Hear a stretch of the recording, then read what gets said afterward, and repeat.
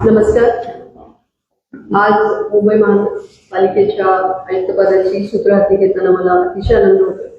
ही संधी दिल्याबद्दल मी महाराष्ट्र शासनाचे, आपले सन्माननीय मुख्यमंत्री, सन्माननीय उपमुख्यमंत्री या सर्वांचे आभार मानते.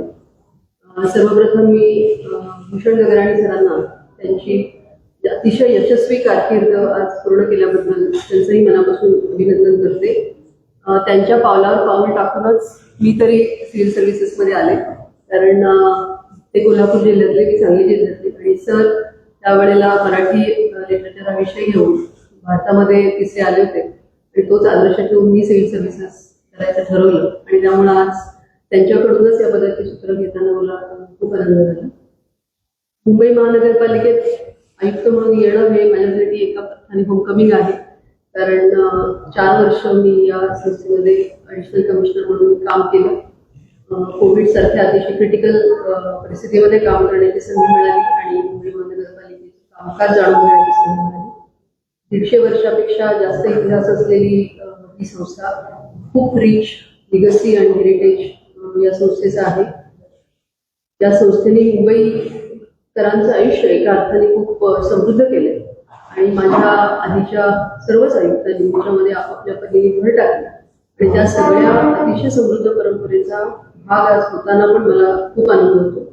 प्रत्येक शहर स्वतःला सततच नव्याने शोधत असतं, रिइन्व्हेंट करत असतं, त्यामुळे नवीन चॅलेंजेस, नवीन आव्हानं येतात आणि आता आयुक्तपदाची सूत्र हाती घेतल्यानंतर ही सगळी आव्हानं आधीच्या माझ्या प्रिडेसेसर्सनी ज्या पद्धतीने त्याला सामोरे गेले त्याच पद्धतीने मी सुद्धा इथे असलेल्या सगळ्या टीमच्या मदतीने मी त्याला सामोरं जाईल आणि शहरासाठी जास्तीत जास्त चांगलं काम करण्याचा प्रयत्न करेन. सुदैवाने महापालिकेच्या कामकाजाची मला पूर्ण माहिती आहे. ते काम करणाऱ्या बरेच जण विश्वास या निमित्ताने मी व्यक्त करते आणि आपल्या सगळ्यांचं सहकार्य त्या की पुढे नेण्यासाठी मिळेल अशी आशा व्यक्त करते. धन्यवाद. महिला राज खऱ्या अर्थाने मुंबई महापालिकेत आले असं म्हणता येईल. महापौरपदी महिला आहेत, विरोधी पक्षनेता देखील महिला आहेत, आयुक्तपदी सुद्धा पहिल्यांदा इतिहासामध्ये महिला विराजमान आहेत.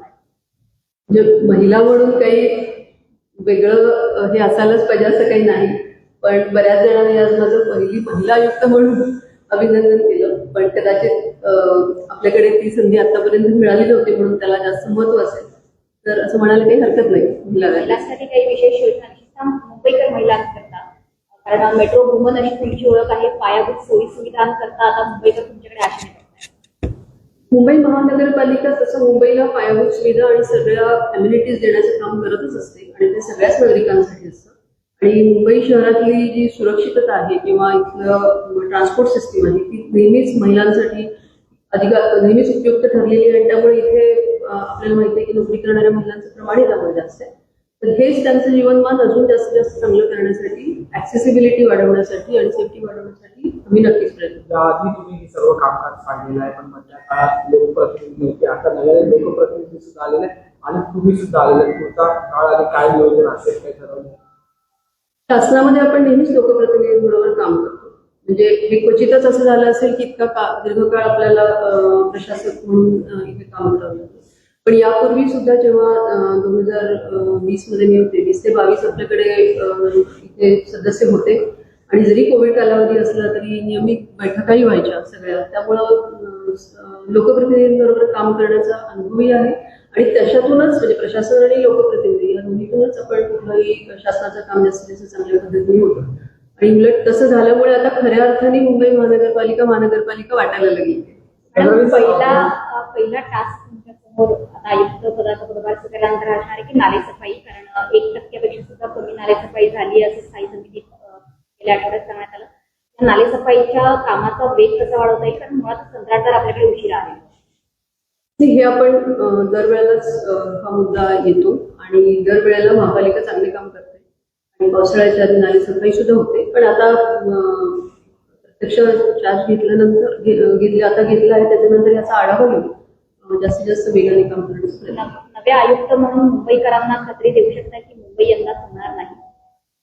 नक्कीच खात्री देऊ शकतो. याचं कारण कसं आहे की गेली अनेक वर्ष, कारण पूर्वी मी गेले मुंबई महानगरपालिकेने सातत्याने मुंबईतला फ्लड रेझिलियन्स जो आहे तो वाढवण्याचा प्रयत्न केला वेगवेगळ्या प्रकल्पांच्या माध्यमातून आणि आताही तोच वेग पुढे नेऊ आणि चांगल्या पद्धतीने काम करू.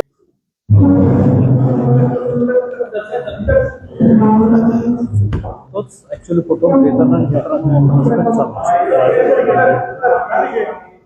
इकडचं त्यांच्या- हा.